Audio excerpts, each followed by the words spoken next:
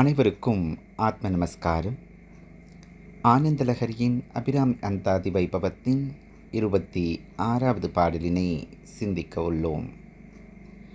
சுக்லாம் பரதரம் விஷ்ணும் சசிவரணம் சதுர்புஜம் பிரசன்னவதனம் தியாயேத் சர்வ விக்னோபசாந்தி. பாலும் தெளித்தேனும் பாகும் பருப்பும் இவை நான்கும் உனக்கு நான் கலந்து தருவேன். கோலம் செய் துங்கக்கரி முகத்து தூமணியே நீ எனக்கு சங்கத்தமிழ் மூன்றும் தா. சரஸ்வதி நமோஸ்துப்யம் வரதே காமரூபிணி வித்யாரம்பம் கரிஷ்யாமி சித்திர்பவது மே சதா. குரு பிரம்மா குரு விஷ்ணு குரு தேவோ மகேஸ்வரः குரு சாக்ஷாத் பரபிரம்மா தஸ்மை ஸ்ரீ குரவே நமः. என்னுடைய பரமேஷ்டி குருவான ஆத்ம வித்யாம்பிகையின் பாதங்களை வணங்கி, என்னுடைய பரமகுருவான கோட்டூர்புரம் ஸ்ரீவித்யா உபாசகி ஸ்ரீ புவனேஸ்வரி அம்மாளின் திருப்பாதங்களை தொட்டு, என்னுடைய ஆத்ம குருவான என்னுடைய பெற்றோர்களான விஜயஞ்சயா தம்பதியினரின் அருட்பாதங்களை வணங்கி, ஆனந்தலஹரியின் அபிராமி அந்தாதி வைபவத்தில் 26வது பாடலினை சிந்திக்க உள்ளோம். ஏத்தும் அடியவர் ஈரேழுலகினையும் படைத்தும் காத்தும் அழித்தும் திரிபவராம். கமழ் பூக்கடம்பு சாத்தும் குழல் அணங்கே மனம் நாரும் நின் தாளினைக்கே என் நா தங்கு புன்மொழி ஏறியவாறு நகை உடைத்தே.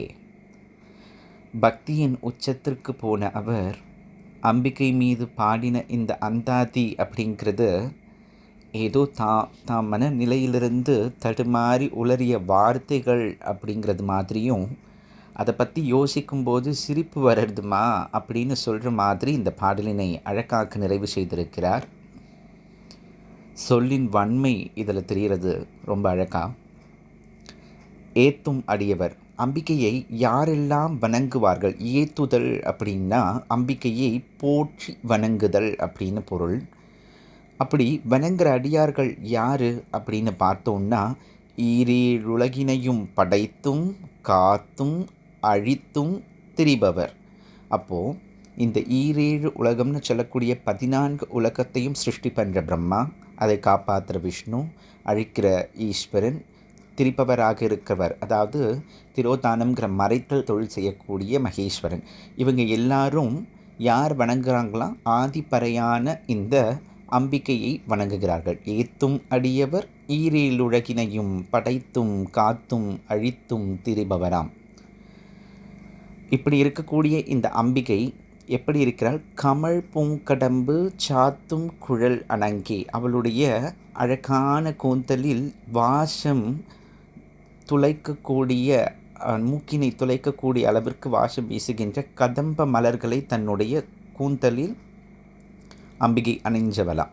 அதை லலிதா சகஸ்ரநாமமும் ரொம்ப அழகாக காமிக்கிறது. கதம்பமஞ்ச ரீக்ளிப்த கர்ண பூர மனோகரா, காதிலிருந்து முடி ரெண்டுத்திற்கும் இடையே ஆன தூரத்தில் அழகான கதம்ப மலர்களை அவர் அழகாக சூடிக்கொண்டிருக்கிறாளாம்.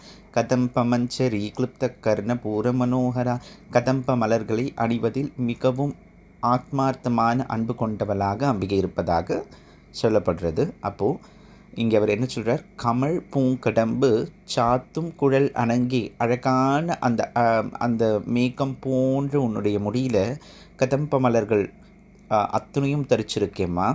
மனம் நாரும் நின் தாளினைக்கே. ஓகே, இப்போ என்ன சொல்கிறார்? அழகான வாசம் மிகுந்த இந்த கூந்தலை உடைய பெண்ணான நீ உன்னுடைய காட்களை தொட்டு வணங்குவதற்கே என் நா தங்கு புன்மொழி ஏறியவார் நகையுடைத்தே.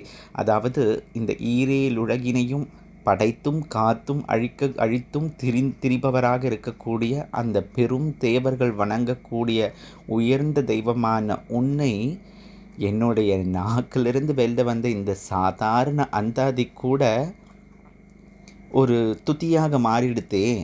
அப்படின்னு நினச்சி தன்னைத்தானே யோசித்து சிரிச்சுக்கிற மாதிரி அவர் முடிச்சிருக்கார். நகையுடைத்தே யோசிக்கும் போதே சிரிப்பு வருதுமா, நான் வளர்னதெல்லாம் கூட மந்திரம்னு நீ ஏற்றுக்கிற அளவுக்கு பெரியவளாக இருக்கியே அப்படின்னு அவர் கேட்பது போல இந்த பாடலினை அழகாக நமக்காக நிறைவு செய்திருக்கிறார். ஏத்தும் அடியவர் ஈரேல் உலகினையும் படைத்தும் காத்தும் அழித்தும் திரிபவராம், கமழ் பூங்கடம்பு சாத்தும் குழலனங்கே மனம் நாரும் நின் தாளினைக்கேன், என் நான் தங்கு பொன்மொழி ஏறியவாறு நகையுடைத்தே என்று நிறைவு செய்திருக்கிறார்.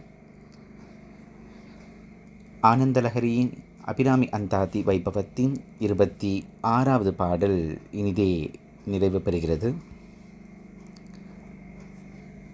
அம்பிகையின் பேரருளால் இன்பமே சூழ்க, எல்லோரும் வாழ்க என வேண்டி,